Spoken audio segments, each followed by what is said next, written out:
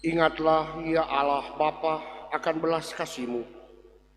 Kuduskanlah dan lindungilah selalu hamba-hamba-Mu. Bagi merekalah Kristus Putramu telah memulai misteri Paskah dengan penumpahan darahnya.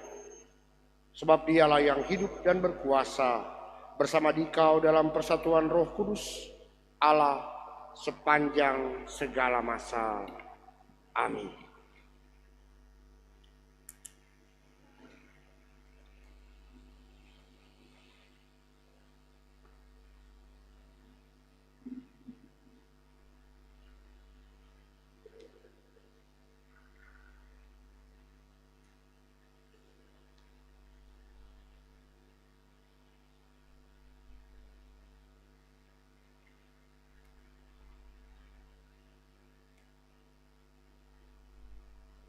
Bacaan dari kitab Yesaya.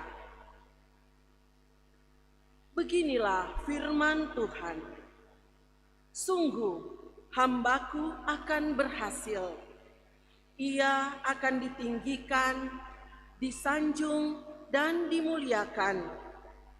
Seperti banyak orang tertegun melihat dia, rupanya begitu buruk, tidak seperti manusia lagi.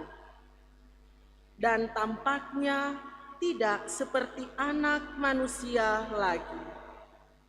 Demikianlah ia akan membuat tercengang banyak bangsa, dan raja-raja akan mengatupkan mulutnya melihat dia.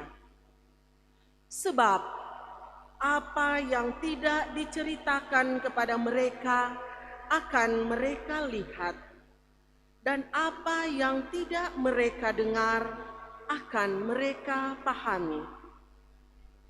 Maka mereka berkata, siapakah yang percaya akan berita yang kami dengar? Kepada siapakah tangan kekuasaan Tuhan dinyatakan?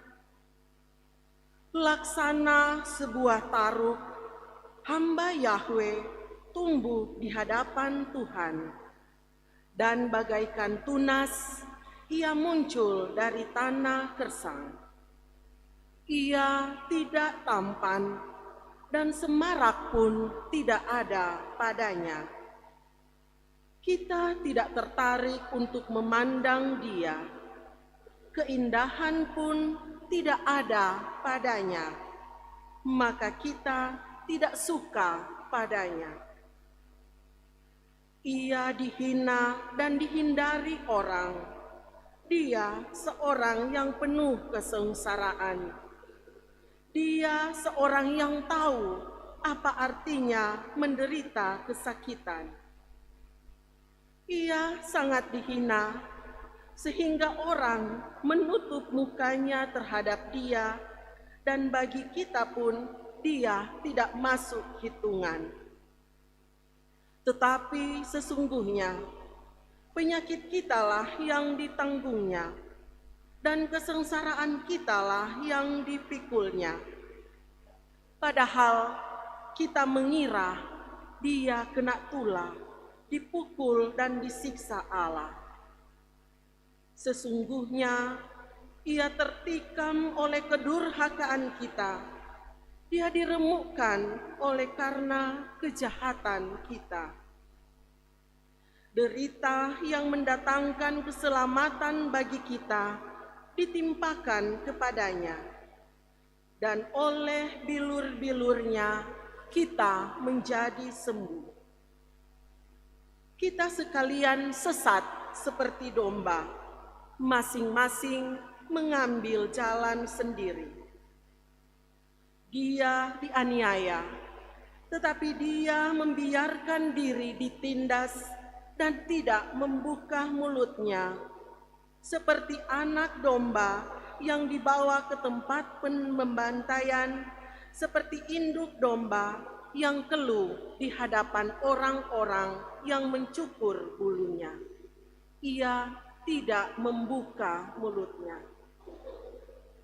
Sesudah ditahan dan diadili, ia digiring dan dihukum mati. Tentang nasibnya, siapakah yang peduli?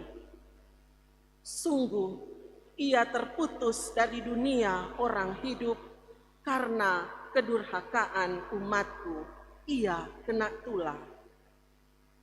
Orang menggali kuburnya di tengah-tengah orang jahat, dan waktu mati, ia berada di antara orang-orang durhaka, sekalipun ia tidak berbuat kekerasan dan tipu muslihat tidak ada dalam mulutnya. Tetapi Tuhan berkehendak meremukkan dia dengan sengsara. Dan apabila ia menyerahkan dirinya sebagai kurban silih, ia akan melihat keturunannya. Umurnya akan lanjut, dan kehendak Tuhan akan terlaksana karena dia. Sesudah mengalami kesengsaraan jiwa, ia akan melihat terang dan akan dipuaskan. Sebab demikianlah firman Tuhan hambaku itu, sebagai orang yang saleh, akan menyelamatkan banyak orang oleh hikmatnya, dan kejahatan mereka ditanggungnya. Sebab itu, aku akan memberikan kepadanya orang-orang besar sebagai miliknya, dan ia akan memperoleh orang-orang kuat sebagai jarahan. Ini semua sebagai ganti, karena ia telah menyerahkan nyawanya kepada maut dan telah rela terhitung di antara kalangan kaum durhaka. Padahal dia menanggung dosa orang banyak dan berdoa untuk orang-orang jahat. Demikianlah sabda Tuhan. Syukur kepada Allah.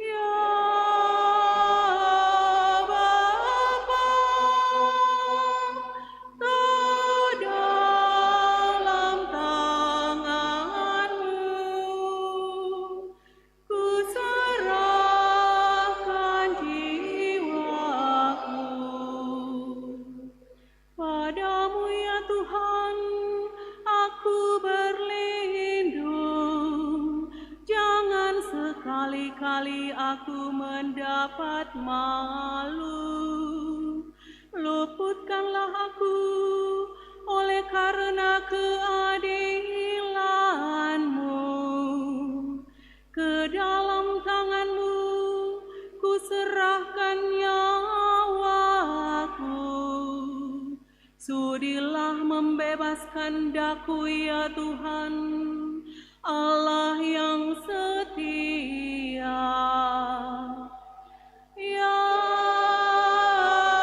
Bapa, ke dalam tangan-Mu ku serahkan jiwaku. Di hadapan semua lawanku, aku tercela. Tetangga-tetanggaku merasa jijik, para kenalanku merasa ngeri. Mereka yang melihat aku cepat-cepat menyingkir. Aku telah hilang dari ingatan seperti orang mati. Telah telah menjadi seperti barang yang pecah. Ya Bapa, ke dalam tangan-Mu ku serahkan jiwaku. Tetapi aku kepadamu ya Tuhan, aku percaya, aku berkata, Engkaulah Allahku, masa hidupku ada dalam tangan-Mu. Lepaskanlah aku dari tangan musuh-musuhku, dan bebaskan dari orang-orang yang mengejar daku. Ya Bapa, ke dalam tangan-Mu ku serahkan jiwaku. Buatlah wajah-Mu bercahaya atas hamba-hamba-Mu. Selamatkanlah aku oleh kasih setia-Mu. Kuatkanlah dan teguhkanlah hatimu, hai semua orang yang berharap kepada Tuhan. Ya Bapa,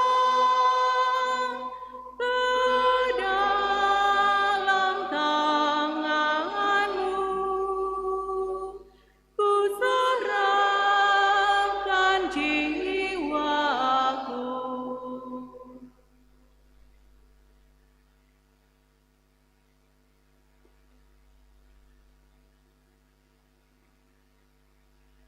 Pembacaan dari surat Rasul Paulus kepada jemaat di Ibrani.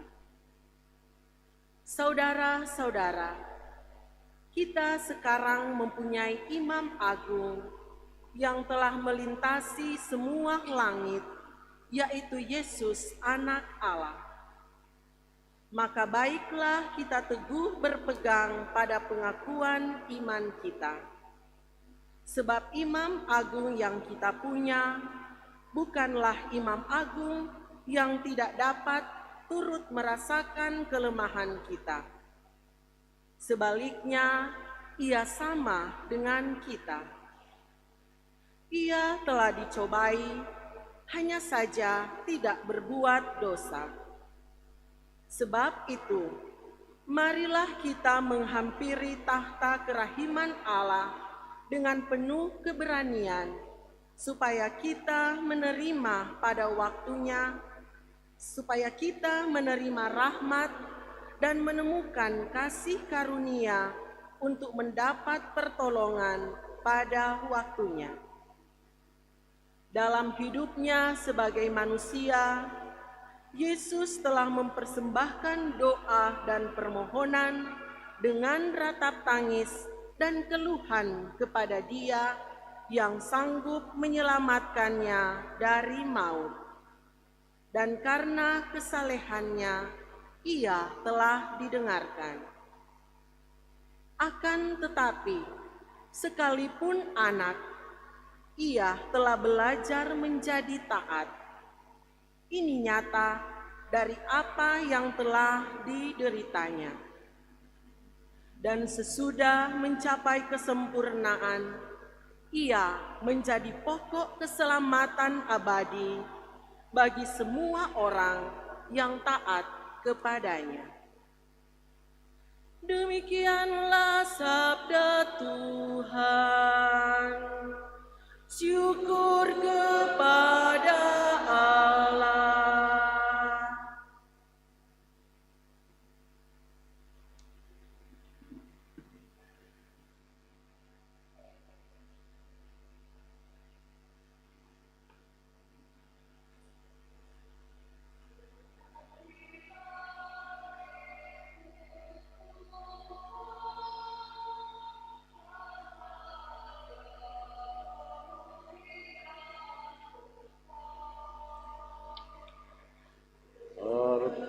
Terpujilah Kristus Tuhan,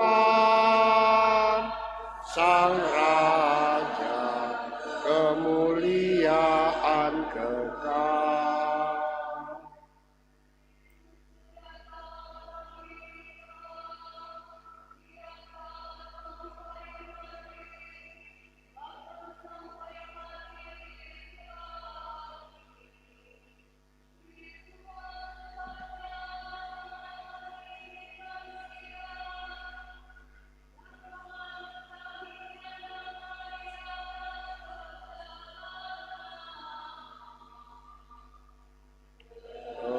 Terpujilah Kristus Tuhan,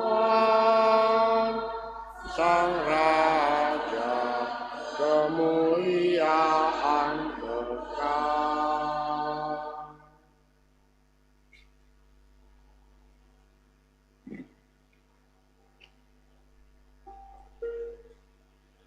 Umat terkasih, kita akan mendengarkan kisah sengsara Kristus. Umat bisa duduk dengan hikmat mendengarkan. Nanti pada saat bagian Yesus wafat, kita akan berlutut dan selanjutnya berdiri sampai selesainya pembacaan kisah sengsara ini.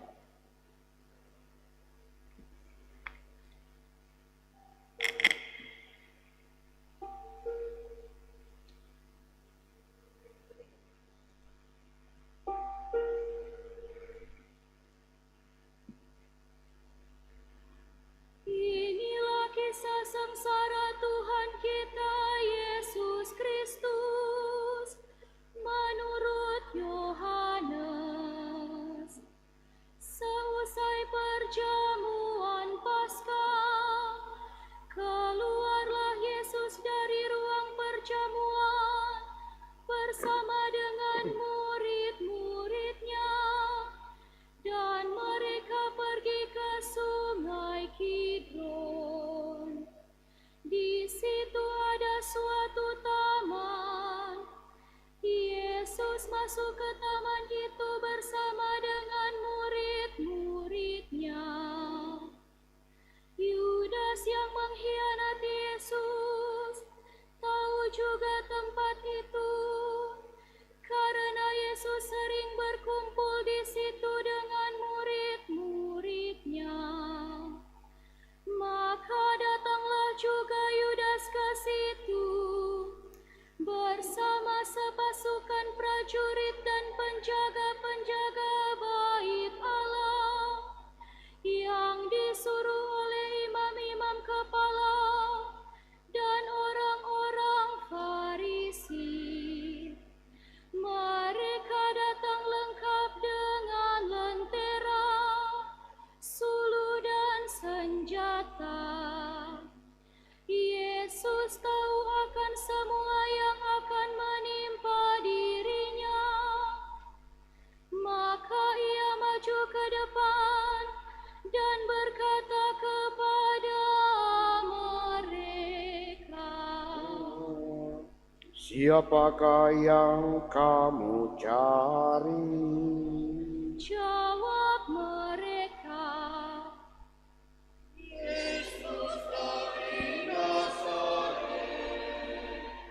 kata Yesus kepada mereka, Akulah dia. Yudas yang mengkhianati Yesus berdiri juga di situ bersama-sama mereka. Ketika Yesus berkata kepada mereka, Akulah dia, mundurlah mereka dan jatuh ke tanah. Maka Yesus bertanya pula, Siapa yang kamu cari? jawab mereka,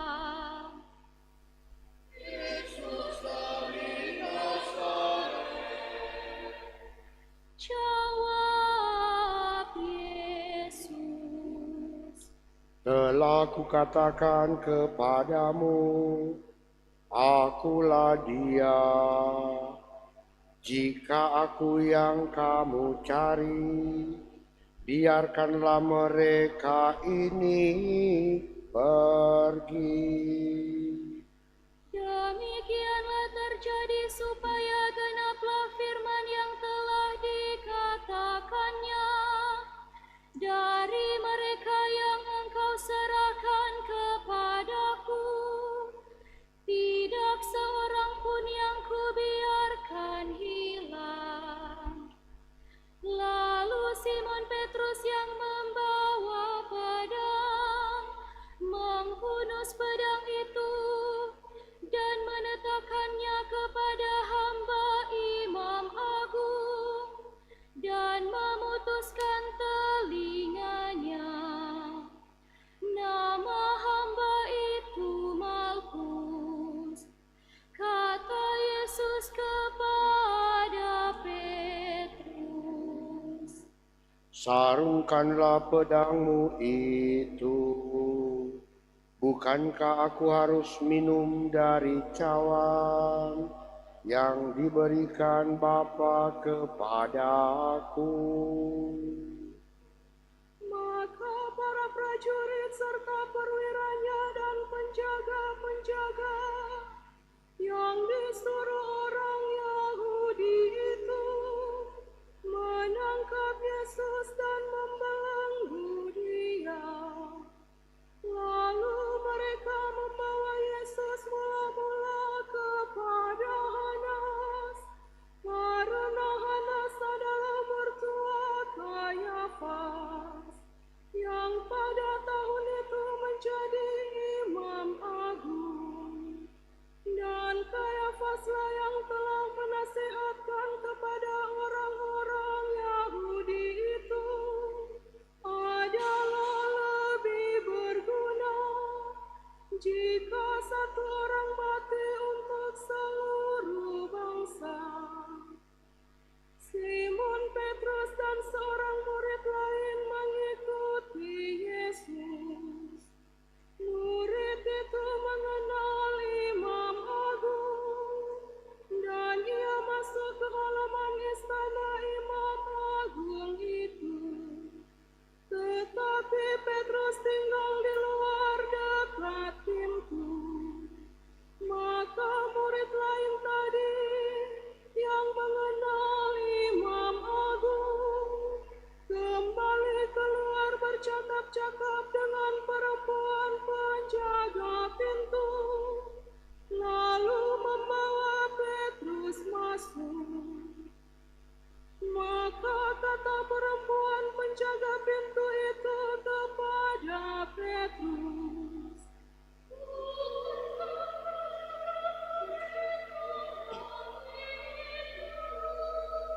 jawablah Petrus. Sementara itu hamba-hamba dan para penjaga bait Allah telah memasang api arang, sebab hawanya dingin waktu itu, dan mereka berdiri berdiam di situ. Petrus pun berdiri berdiam bersama-sama mereka. Maka mulailah Imam Agung menanyai Yesus tentang para murid dan tentang ajarannya. Jawab Yesus kepadanya, Aku berbicara terus terang kepada dunia. Aku selalu mengajar di rumah-rumah ibadat dan di bait Allah, tempat semua orang Yahudi berkumpul. Aku tidak pernah berbicara sembunyi-sembunyi. Mengapa engkau menanyai aku? Tanyailah mereka yang telah mendengar apa yang kukatakan kepada mereka. Sungguh Mereka tahu apa yang telah kukatakan. Ketika Yesus berkata demikian, seorang penjaga yang berdiri di situ menampar muka Yesus sambil berkata, "Begitu padamu kepadaku." Jawab Yesus kepadanya, Jikalau kataku itu salah, tunjukkanlah salahnya. Tetapi jikalau benar, mengapa engkau menampar aku? Lalu Hanas mengirim Yesus terbelenggu kepada Kayafas, Imam Agung. Simon Petrus masih berdiri berdiam. Kata orang-orang itu kepadanya, "Bukankah engkau juga seorang murid Yesus?" Petrus menyangkalnya, katanya, "Salah seorang hamba Imam Agung, keluarga dari hamba yang telinganya dipotong." Petrus berkata kepadanya, "Bukankah kau melihatkan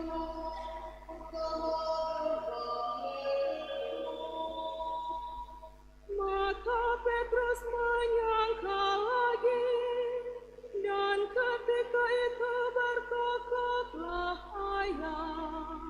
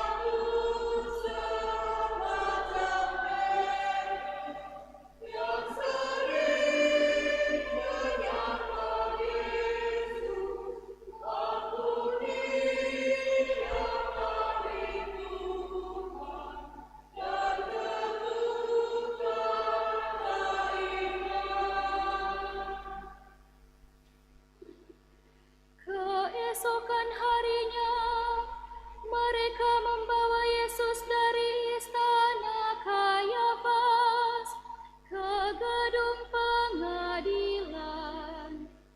Ketika itu hari masih pagi, mereka sendiri tidak masuk ke gedung pengadilan itu, supaya jangan menajiskan diri, sebab mereka hendak makan Paskah.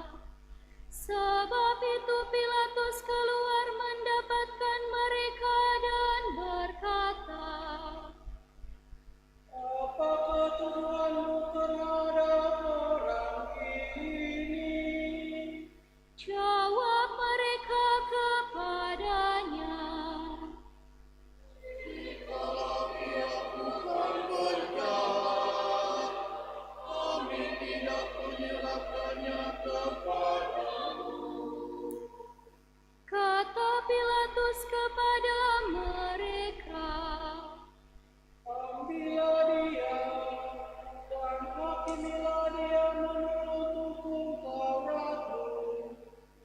Kata orang-orang Yahudi itu,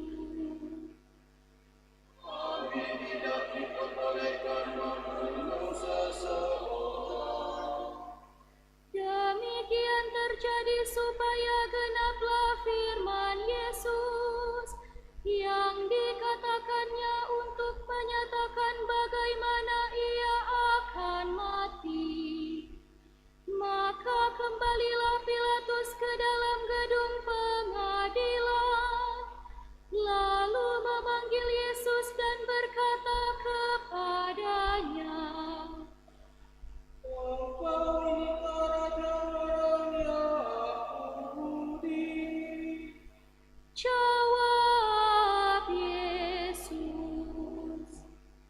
Dari hatimu sendirikah engkau katakan hal itu?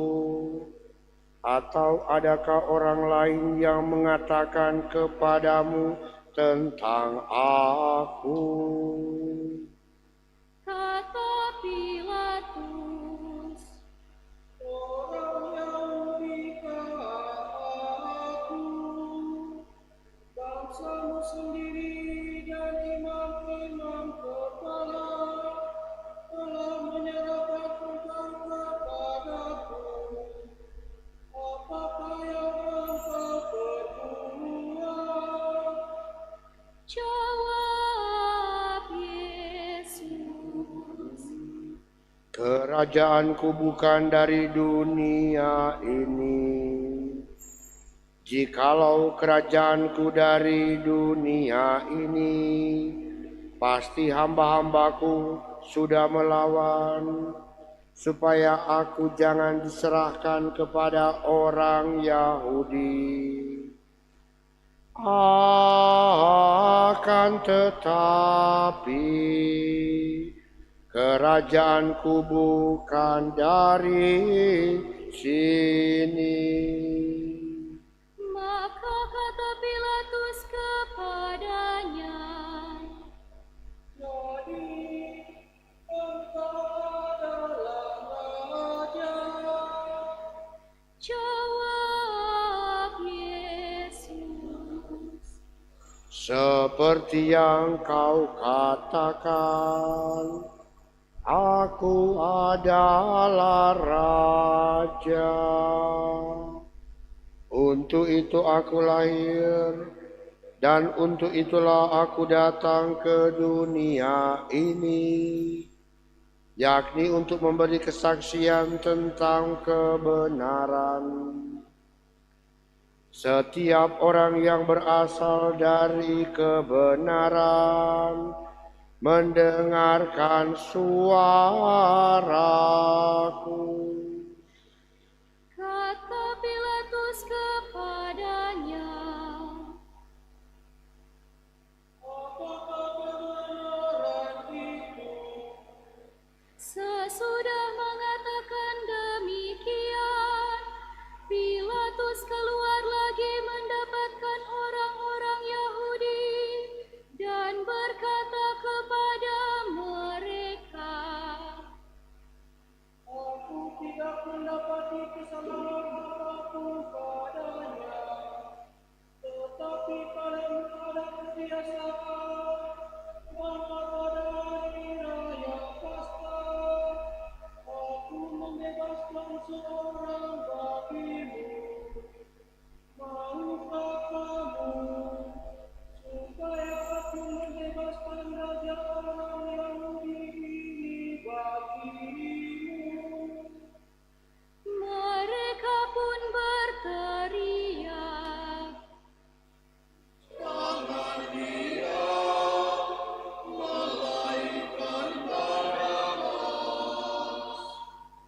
Barabas adalah seorang penyamun. Lalu Pilatus mengambil Yesus dan menyuruh orang menyesah dia. Prajurit-prajurit menganyam sebuah mahkota duri dan menaruhnya di atas kepala Yesus. Mereka mengenakan jubah ungu padanya, dan sambil maju ke depan mereka berkata,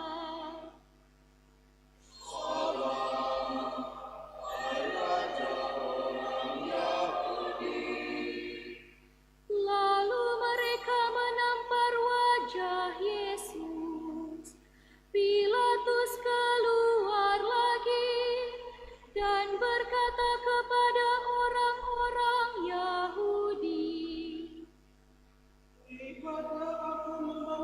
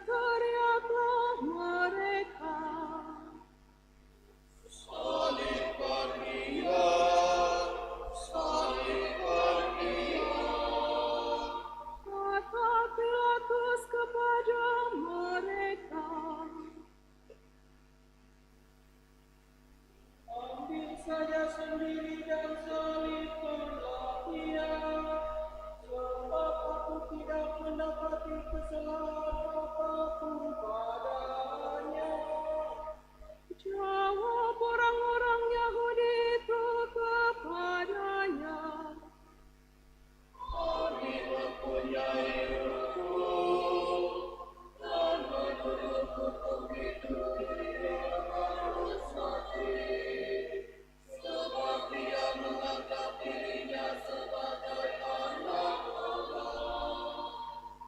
ketika Pilatus mendengar perkataan itu, bertambah takutlah ia.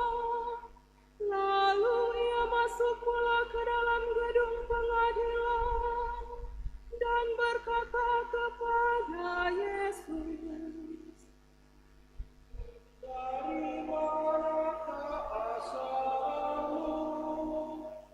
Tetapi Yesus tidak memberi jawab kepadanya. Maka kata Pilatus, "Tidakkah engkau mau berbicara dengan aku? Tidakkah engkau tahu bahwa aku berkuasa membebaskan engkau dan berkuasa juga untuk menyalibkan engkau?" Yesus menjawab, Engkau tidak mempunyai kuasa apapun terhadap aku, jikalau kuasa itu tidak diberikan dari atas. Sebab itu, Dia yang menyerahkan aku kepadamu lebih besar dosanya. Sejak itu Pilatus berusaha untuk membebaskan Yesus, tetapi orang-orang Yahudi berteriak, "Jikalau engkau membebaskan Dia, engkau bukanlah sahabat Kaisar. Setiap orang yang menganggap diri raja melawan Kaisar."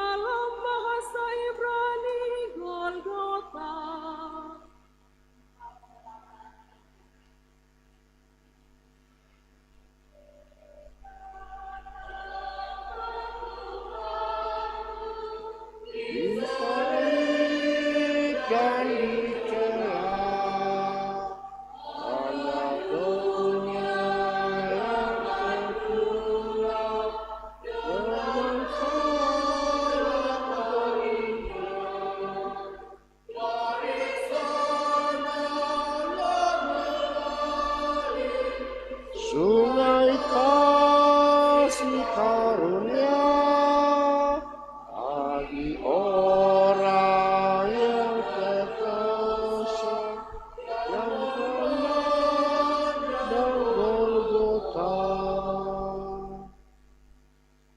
Di situ Yesus disalibkan, dan bersama dengan Dia disalibkan juga dua orang lain, sebelah menyebelah, Yesus di tengah-tengahnya. Pilatus menyuruh memasang juga tulisan di atas kayu salib itu, bunyinya, Yesus orang Nazaret, Raja orang Yahudi. Banyak orang Yahudi membaca tulisan itu, sebab tempat Yesus disalibkan itu letaknya dekat kota, dan kata-kata itu tertulis dalam bahasa Ibrani, Latin dan Yunani. Maka kata imam-imam kepala kepada Pilatus,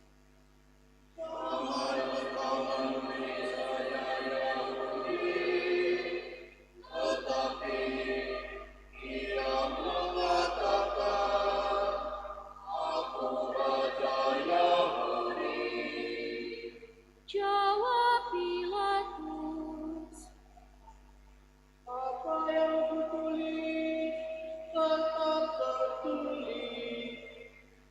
setelah prajurit-prajurit menyalibkan Yesus, mereka mengambil pakaian Yesus, lalu membaginya menjadi 4 bagian, masing-masing prajurit 1 bagian.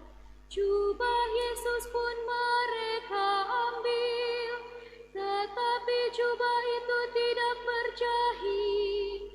Dari atas ke bawah merupakan satu tenunan utuh. Karena itu mereka berkata seorang kepada yang lain,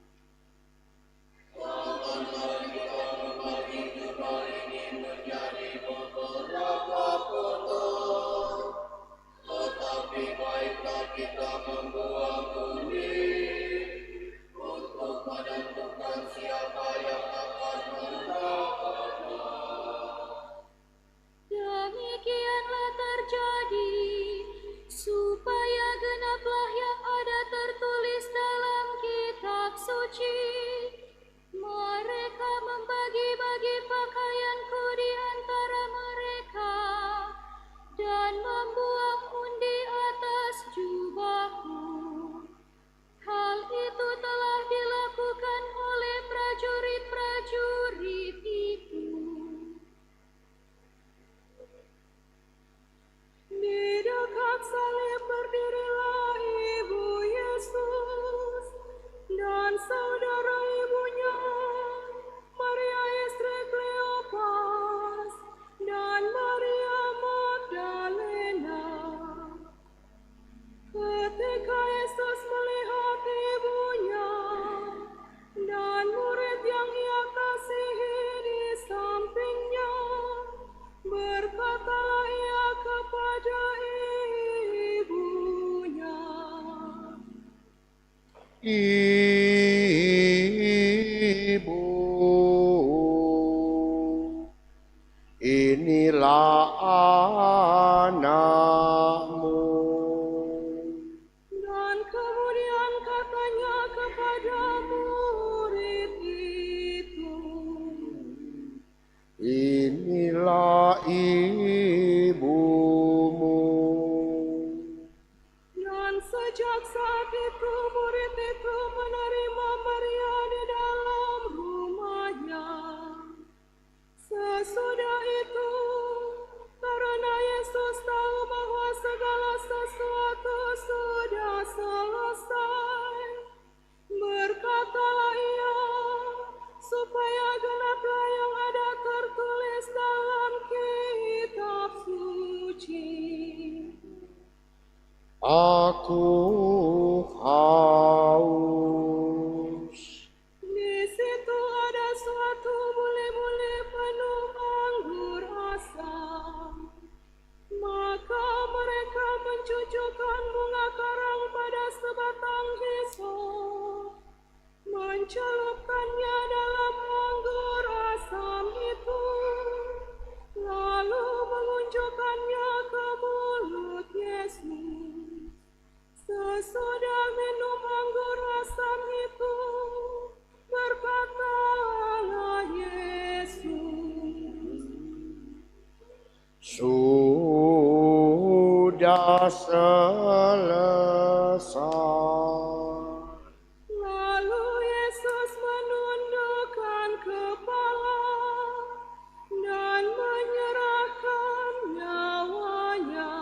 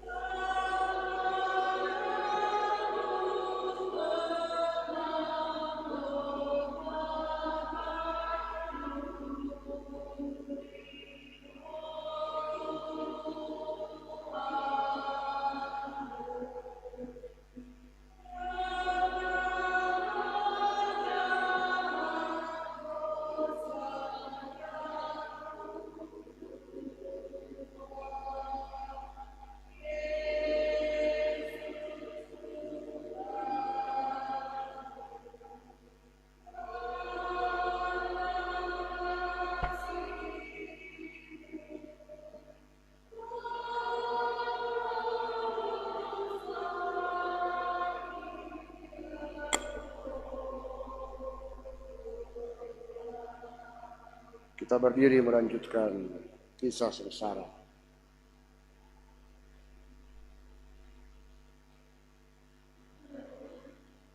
Karena hari itu adalah hari persiapan Paskah, dan supaya pada hari Sabat mayat-mayat itu tidak tinggal tergantung pada kayu salib, sebab Sabat itu adalah hari yang besar. Maka datanglah orang-orang Yahudi kepada Pilatus dan meminta kepadanya supaya kaki orang-orang itu dipatahkan dan mayat-mayatnya diturunkan. Maka datanglah prajurit-prajurit, lalu mematahkan kaki orang yang pertama dan kaki orang yang lain, yang disalibkan bersama-sama dengan Yesus. Tetapi ketika mereka sampai kepada Yesus dan melihat bahwa ia telah mati, mereka tidak jadi mematahkan kakinya. Tetapi seorang dari antara prajurit itu menikam lambung Yesus dengan tombak, dan segera mengalirlah darah serta air keluar. Dan orang yang melihat sendiri hal itu memberi kesaksian ini, dan benarlah kesaksiannya.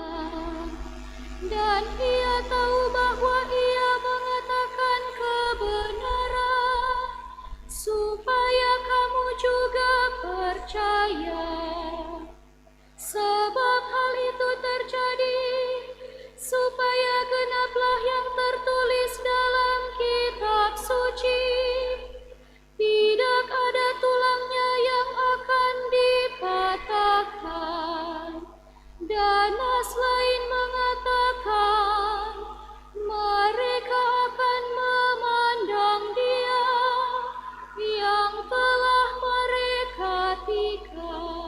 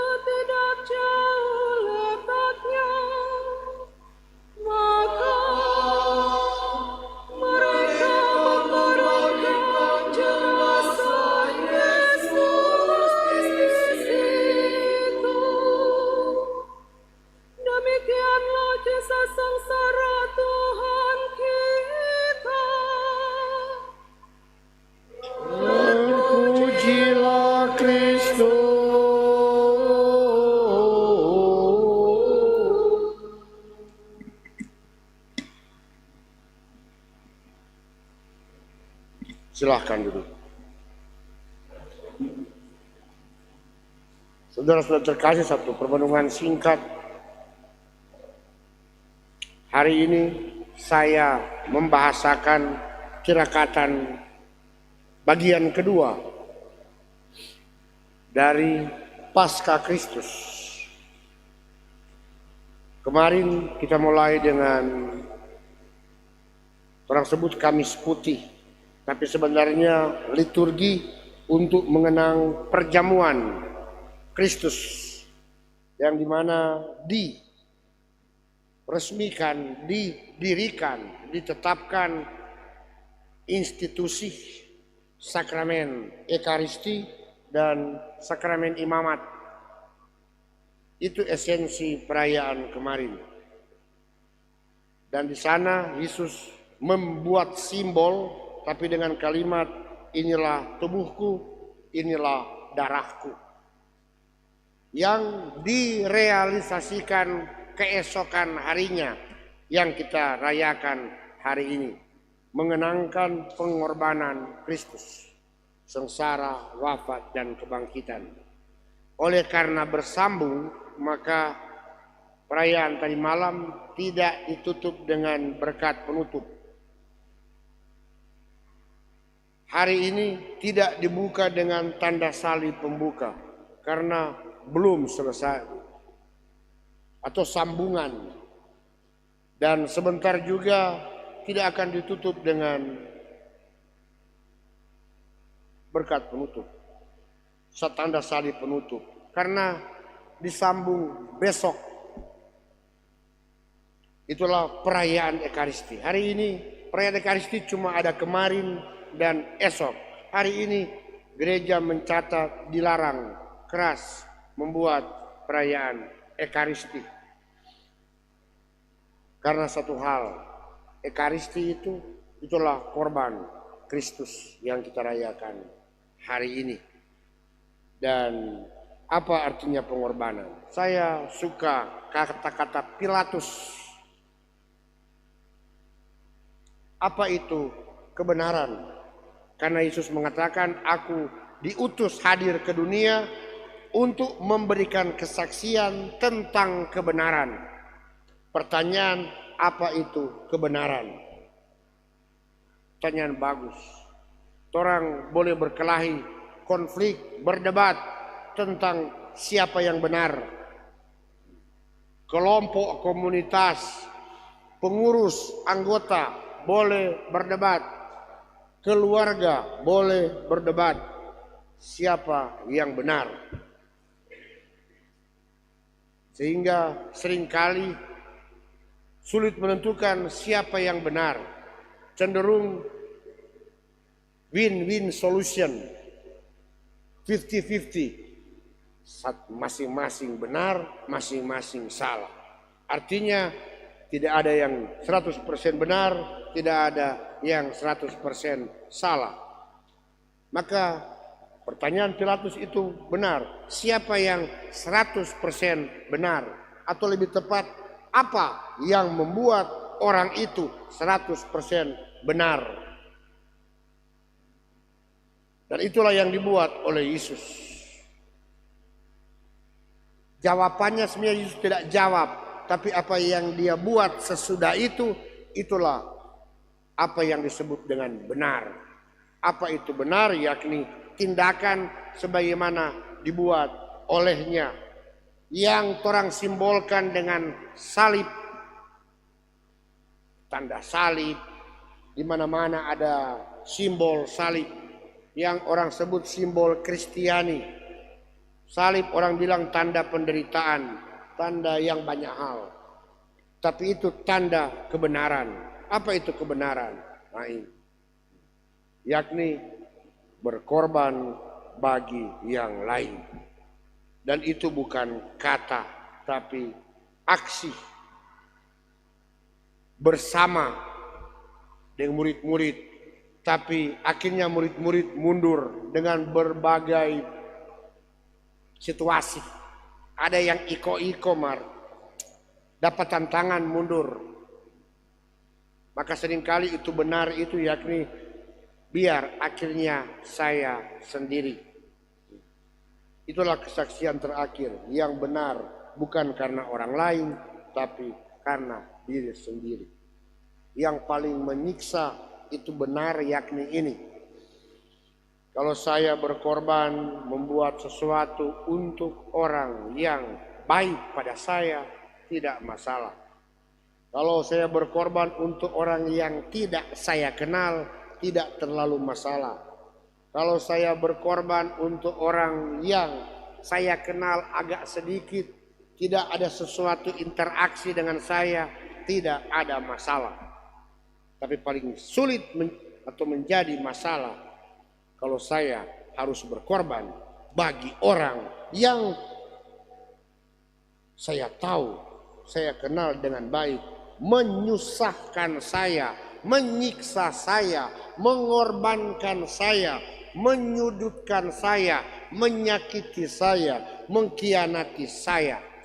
Untuk orang-orang yang seperti ini pasti tidak mudah untuk saya berkorban baginya. Maka itu belum terlalu benar. Maka iman Kristiani bukan iman yang jadi. Peringatan sengsara, tanda salib yang kita buat Bapa, Putra, dan Roh Kudus, amin. Tanda-tanda salib yang akan dicium sebentar. Itu bukan soal aman. Tidak ada guna itu. Kalau kita Yesus taskop dia bajau dengan. Itu tanda menghormati, tanda mengingatkan kita yang disebut pengikut Kristus. Kebenaran itulah salib. Bukan salib itu sendiri, tapi apa yang disimbolkan dari salib dan makna terdalam dari salib, itulah yang kita rayakan setiap hari Jumat Agung. Penghormatan salib bukan menghormati itu arca. Penghormatan salib yakni menghormati dan memberikan nilai dan mohon rahmat agar supaya seluruh karya Kristus yang berpuncak di situ kita anggap sebagai satu kebenaran. Dan itulah orang berdebat. Kalau berdebat tidak usah banyak ide, berkorban. Dan kalau berkorban orang tidak akan perdebatkan. Itulah makna salib ini. Kita akan lanjutkan dengan upacara ini. Kita sudah mendengarkan kisah sengsara yang sebenarnya dibacakan. Cuma bagus kita bilang supaya kan ada rekam. Saat berlutut hening karena wafat Yesus, tidak boleh ada nyanyian. Baru di GPI ini kok ada nyanyian pada saat hening berlutut Yesus wafat. Biar lagu Osri Yesus. Itu salah. Dalam buku liturgi tidak pernah ditulis nyanyian. Tapi saya tidak tahu kenapa Kantores tiba-tiba menyanyi Oh Sri Yesus. Dorang pikir jalan salib. Jadi mudah-mudahan terakhir kali di sini. Mesti dibilang jangan direkam, dorang pikir kita dari selatihan. Karena saat hening kita hanya hening. Jumat Agung diwarnai oleh hening. Malahan dalam liturgi mengingatkan kita sesudah homili, mari umat diajak untuk hening. Sebelum kita masuk dalam doa umat Maria, saya mengajak kita 2-3 menit untuk duduk hening merenungkan kembali sengsara wafat Kristus yang menjadi sarana apa yang dibuatnya untuk keselamatan penebusan kita semua.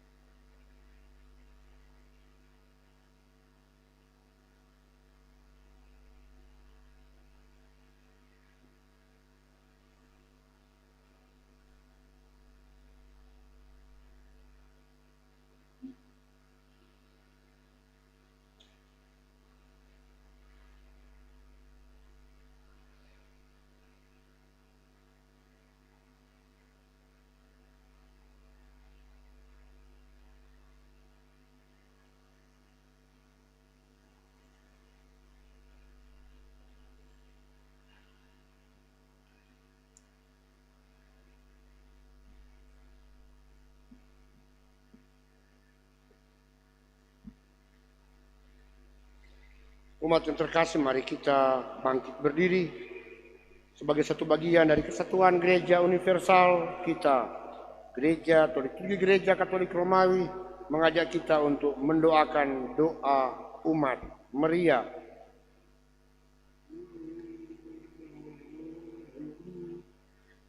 Saudara-saudara terkasih, marilah kita berdoa untuk gereja kudus Allah, supaya Allah dan Tuhan kita berkenan menganugerahkan damai kepadanya, mempersatukan dan melindunginya di seluruh dunia, supaya Ia membantu kita memuliakan Allah Bapa yang Maha Kuasa dalam suasana hidup yang tenang dan damai.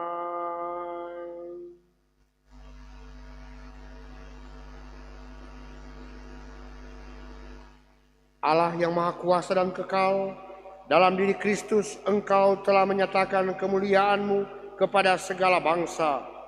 Lestarikanlah karya kerahiman-Mu, agar gereja-Mu yang tersebar di seluruh dunia tetap mengakui nama-Mu dengan iman yang teguh, dengan pengantaraan Kristus Tuhan kami. Amin. Kita berdoa untuk Bapa Suci. Marilah kita berdoa pula untuk Bapa Suci kita Fransiskus,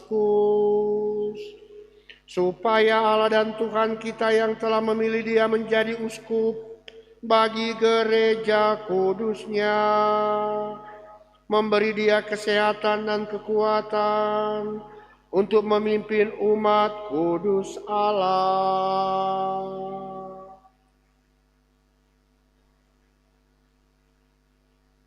Allah yang Maha Kuasa dan kekal, segala sesuatu ada berdasarkan keputusan-Mu. Sudilah mendengarkan doa-doa kami, dan dengan kasih sayang-Mu lindungilah Imam Agung yang telah Engkau pilih bagi kami. Semoga umat Kristiani yang Engkau percayakan kepada penggembalaannya berkembang dalam iman dengan pengantaraan Kristus Tuhan kami. Amin. Untuk para pejabat gereja dan segala lapisan umat, marilah kita berdoa pula untuk uskup kita Benediktus, untuk semua uskup, imam, diakon di seluruh gereja, dan untuk segenap umat beriman.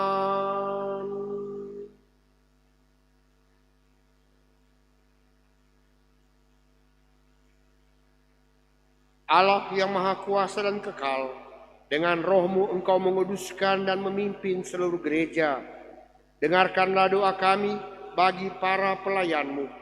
Semoga berkat bantuan rahmat-Mu, mereka mengabdi Engkau dengan setia, dengan pengantaraan Kristus Tuhan kami. Amin. Untuk para calon baptis, marilah kita berdoa pula untuk para calon baptis kita, supaya Allah dan Tuhan kita membuka telinga hati mereka dan melapangkan pintu kerahimannya, agar berkat pembasuhan kelahiran kembali segala dosa mereka dihapuskan dan mereka hidup dalam Yesus Kristus Tuhan kita.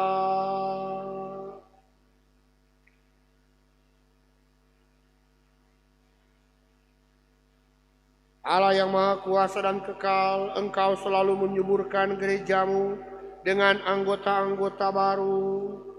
Sudilah menambah iman dan pengetahuan para calon baptis, supaya dengan dilahirkan kembali lewat bejana pembaptisan, mereka digabungkan dengan himpunan anak angkat-Mu, dengan pengantaraan Kristus Tuhan kami. Amin. Untuk persatuan umat Kristiani,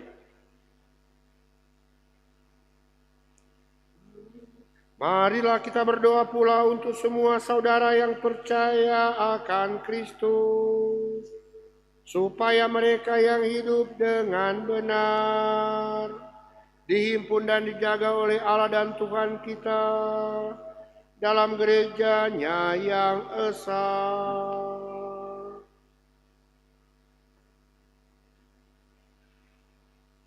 Allah yang Maha Kuasa dan kekal, Engkau menyatukan yang tercerai-berai dan memelihara yang telah bersatu. Pandanglah dengan rela kawanan domba putramu, supaya mereka yang telah dikuduskan oleh satu baptisan tidak hanya dipadukan oleh keutuhan iman, tetapi juga disatukan oleh ikatan cinta dengan pengantaran Kristus Tuhan kami. Amin. Untuk orang Yahudi, marilah berdoa pula untuk orang Yahudi yang menerima sabda Allah sebelum kita, supaya Allah dan Tuhan kita mengobarkan dalam hati mereka cinta akan namanya dan meneguhkan kesetiaan akan perjanjiannya.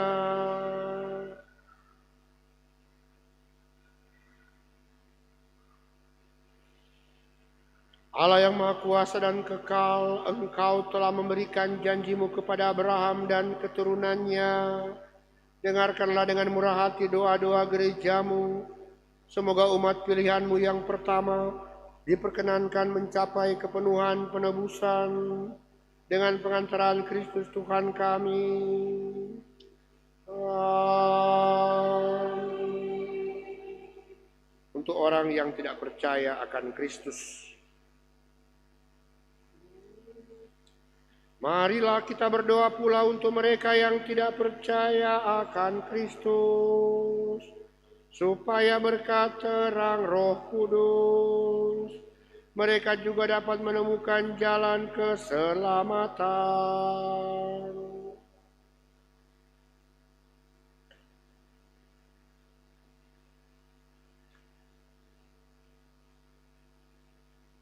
Allah yang Maha Kuasa dan kekal, bantulah mereka yang tidak mengakui Kristus, agar dengan hidup jujur di hadapan-Mu mereka menemukan kebenaran. Bantulah kami agar dengan semakin saling mengasihi dan semakin berhasrat memahami misteri kehidupan-Mu, kami menjadi saksi cinta-Mu yang lebih sempurna di dunia dengan pengantaran Kristus Tuhan kami. Amin. Untuk orang yang tidak percaya akan Allah, marilah kita berdoa pula untuk mereka yang tidak mengenal Allah, supaya mereka yang dengan tulus hati mencari kebenaran layak menemukan Allah sendiri.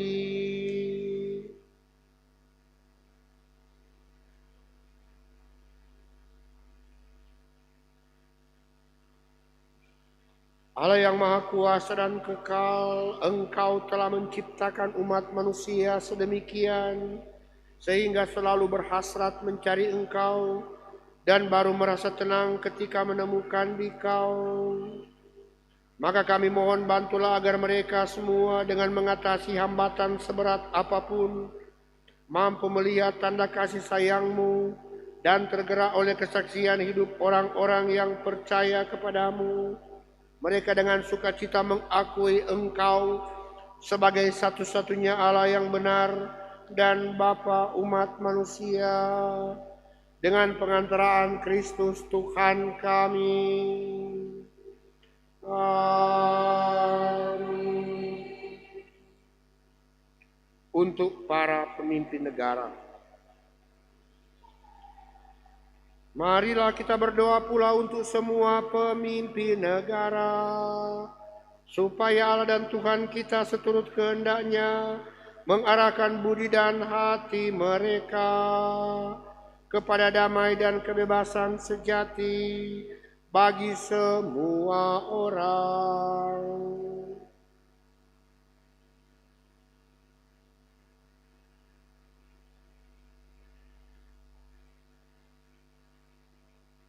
Allah yang maha kuasa dan kekal, di tangan-Mu lah pikiran manusia dan nurani para bangsa. Sudilah mendampingi para pemimpin negara, supaya berkat bantuan-Mu di seluruh dunia, terjaminlah kesejahteraan bangsa-bangsa, kepastian kedamaian, dan kebebasan beragama, dengan pengantaran Kristus Tuhan kami. Amin. Untuk orang yang menderita,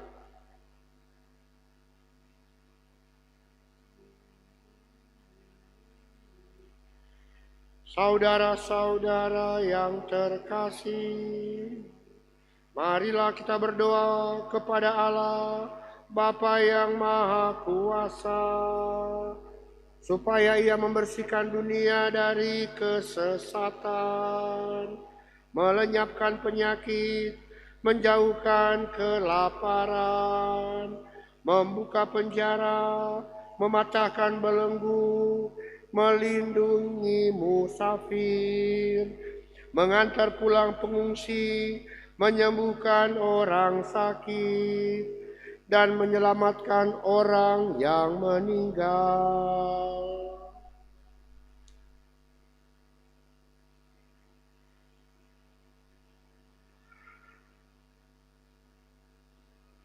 Allah yang Maha Kuasa dan kekal, Engkau menghibur yang berduka dan menguatkan yang menderita.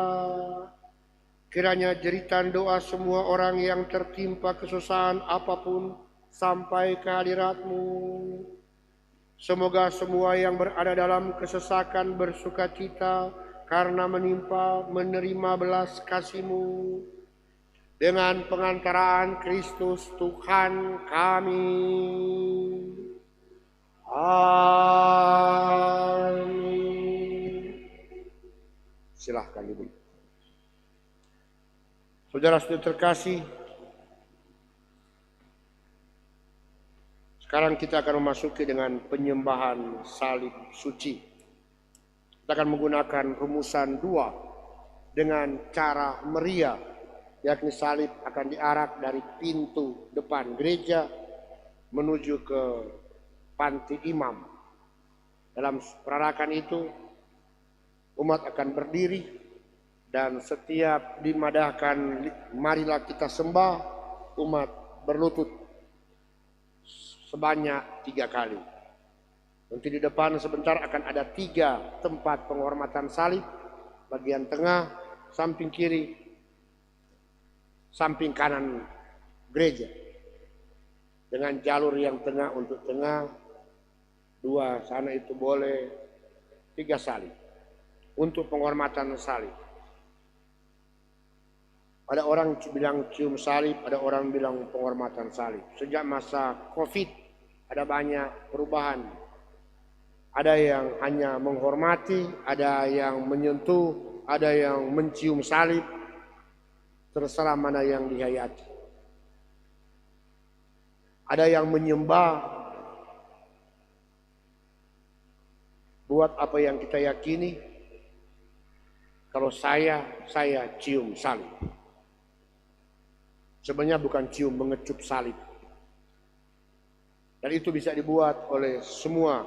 Anak-anak pun mau, bayi, anak kecil kalau mau silahkan. Nanti salibnya senantiasa akan dibersihkan. Mari kita bersama bersiap untuk perarakan salib dan penyembahan penghormatan salib.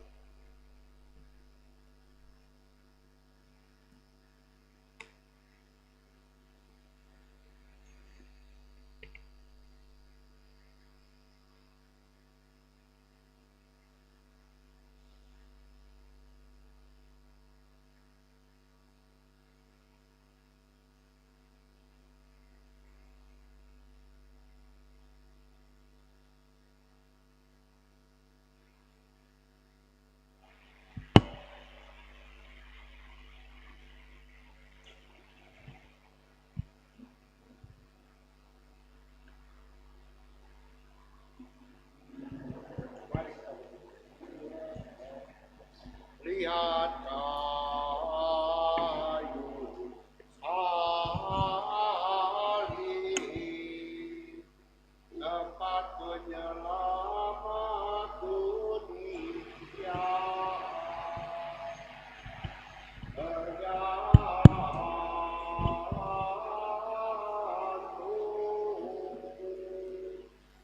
Marilah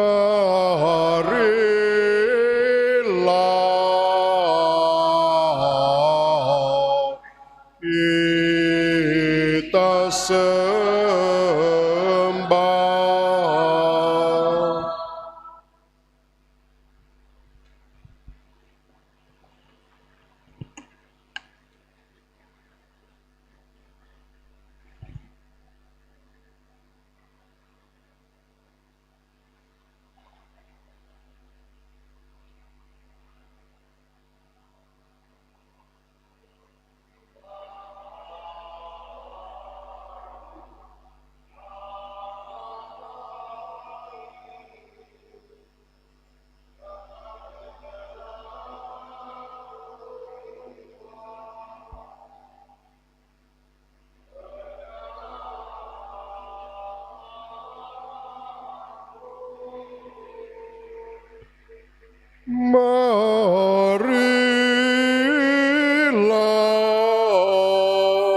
Marilah kita sembah.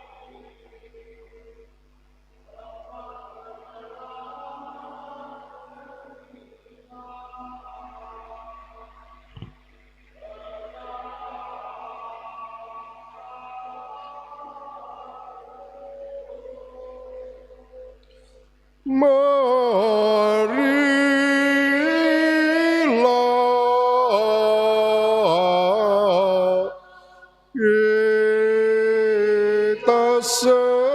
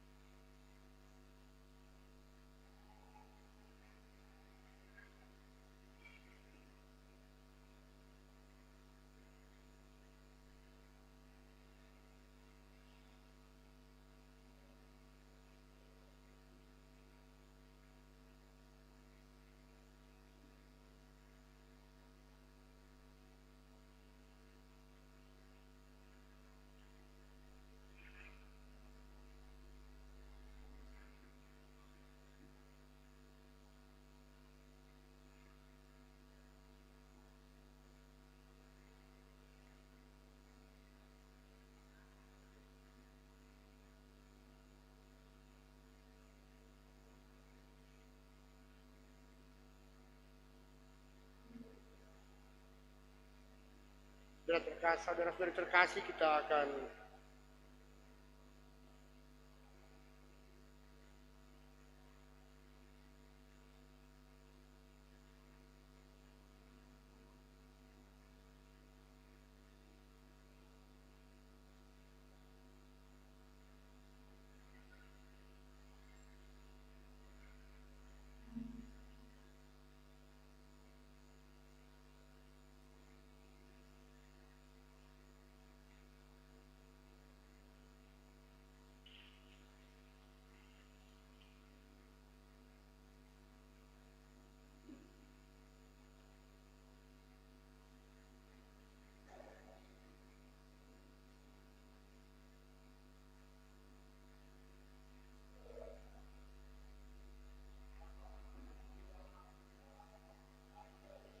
siaran ilahi, maka beranilah kita berdoa.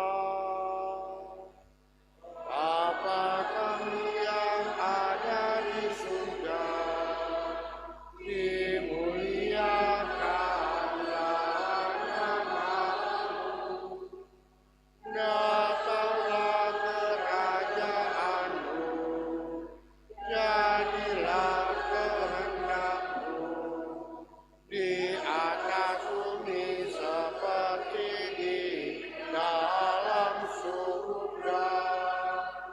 Berilah kami rezeki pada hari ini, dan ampunilah kesalahan kami, seperti kami pun mengampuni yang bersalah kepada kami, dan janganlah masukkan kami ke dalam pencobaan.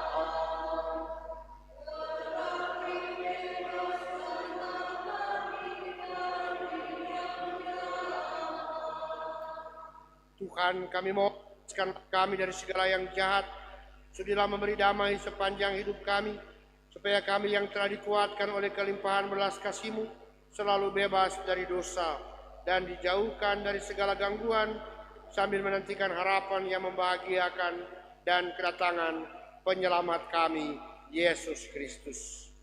Sebab Engkau,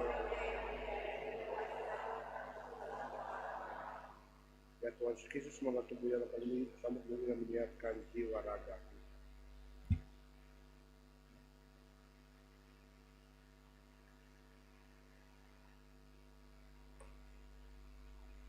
Lihatlah anak domba Allah yang menghapus dosa dunia. Berbahagialah saudara yang diundang ke perjamuannya. Tuhan sediakan.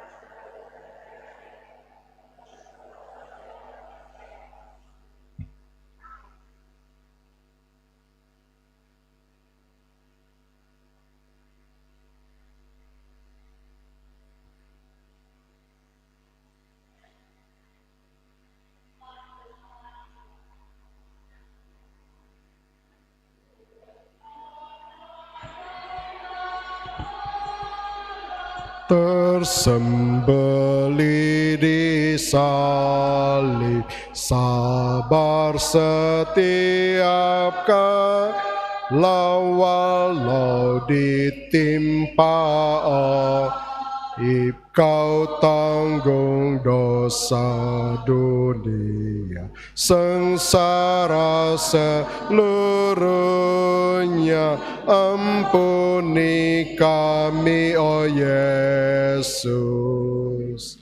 Oh anak domba Allah tersembelih di salib, sabar setiap kala walau ditimpa aib, Kau tanggung dosa dunia, sengsara seluruhnya. Beri kami damai, oh Yesus.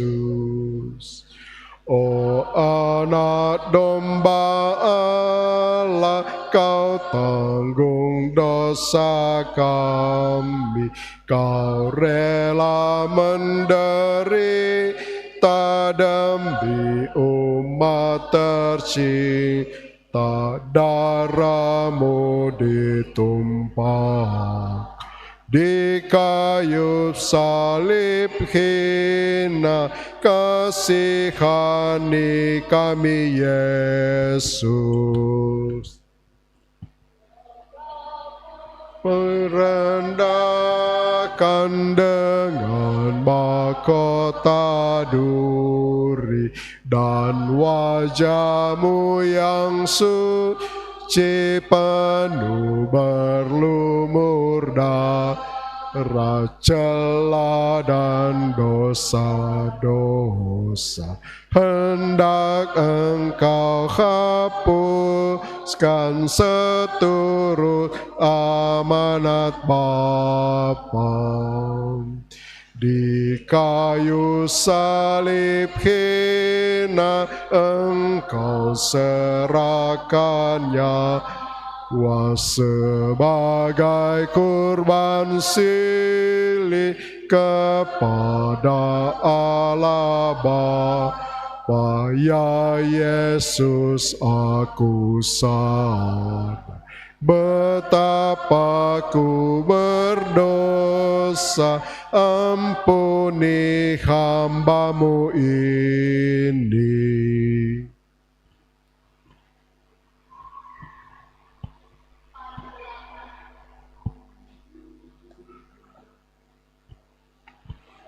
Oh Yesus Putra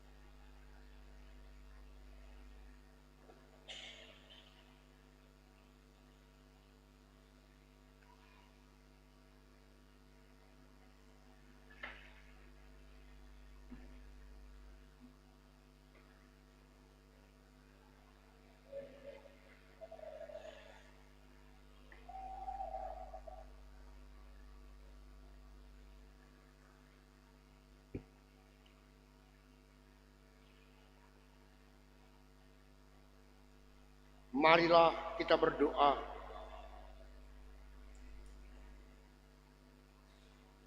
Allah yang kekal dan kuasa, Engkau telah memulihkan kebahagiaan kami berkat wafat dan kebangkitan Putra-Mu. Peliharalah karya belas kasih-Mu dalam diri kami, agar kami yang telah ambil bagian dalam misteri ini dapat hidup penuh bakti kepadamu dengan pengantaraan Kristus Tuhan kami. Amin. Saudara terkasih, kita akan mengakhiri penghormatan salib pada memperingati sengsara wafat Kristus. Ibadah ini tidak diakhiri dengan lagu penutup, tapi diakhiri dengan keheningan, dan kita akan lanjutkan lagi dalam perayaan Ekaristi besok. Liturgi lengkap, mulai dengan liturgi cahaya, 2 kali perayaan jam 6 dan jam 9, kemudian liturgi sabda, kemudian liturgi baptis, dan terakhir liturgi Ekaristi sebagai bagian dari rangkaian perayaan yang dimulai dari hari Kamis kemarin. Sesudah ibadah ini masih ada lagi ibadah jam 3 dan ibadah jam 6 sore di tempat ini. Tundukkanlah kepalamu untuk menerima berkat Tuhan. Kami mohon ya Tuhan, semoga turunlah berkat berlimpah ke atas umat-Mu ini yang telah mengenangkan wafat Putra-Mu sambil mengharapkan kebangkitannya. Berikanlah pengampunan, anugerahkanlah penghiburan, tumbuhkanlah iman yang kudus, berikanlah jaminan penebusan yang kekal dengan pengantaraan Kristus Tuhan kami. Amin.